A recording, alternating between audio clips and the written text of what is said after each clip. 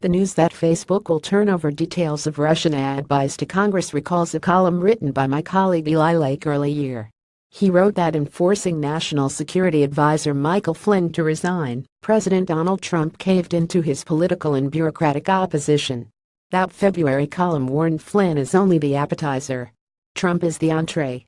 In the case of Facebook Incorporated, the 3,000 advertisement buys turned over to Congress are indeed the appetizer. Regulation carrying the force of law is the inevitable entree. It was only 16 months ago when reports surfaced that Facebook employees were removing stories of interest to conservative users from its trending news section. Facebook responded by automating the section, removing humans from the editorial process.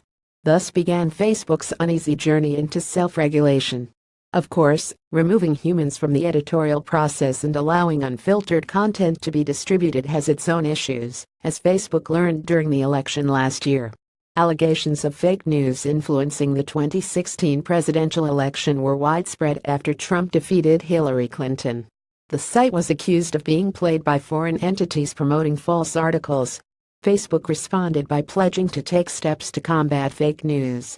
Increasingly, Facebook is finding itself in an impossible position as it tries to remain, in spirit at least, a content-agnostic platform that allows everyone to have a voice. Sometimes the company faces scrutiny when it allows certain content to remain, as in the case of fake news or neo-Nazi propaganda. Other times it faces scrutiny for removing content. Recently, Facebook's algorithmic ad targeting has been faulted as well. ProPublica reported last week the disturbing finding that algorithms allowed the existence of an ad category for anti-Semitic content. The story also noted that algorithms correlated the behavior of anti-Semites with those in a Second Amendment category, a finding that upset gun rights advocates who don't want to be seen as anti-Semites. What's apparent in the past 16 months is a wild west of self-regulation.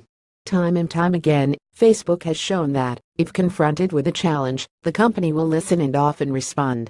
Partisan trending topics, fake news, neo-Nazis, Russian meddling, if it generates enough outrage, it will get addressed eventually. But Facebook's power and influence seem likely to grow beyond the self-regulation phase. That's why markets are willing to give the company a valuation of $500 billion, when its 2017 profits will be in the neighborhood of only $15 billion. Bloomberg data shows analysts expect Facebook's revenue to grow to $76 billion in 2020, almost doubling projections for 2017. The question remains how long self-regulation will be acceptable to the public and Congress. Now Facebook has tipped its hand. Large multinational corporations don't turn over documents to Congress out of the goodness of their hearts. Facebook's statement about why it's turning over information to Congress goes to great lengths to emphasize it was the company's own decision and that the first priority is to protect user privacy. Don't be fooled. Self-regulation will fail, and real regulation will begin. This is how it starts.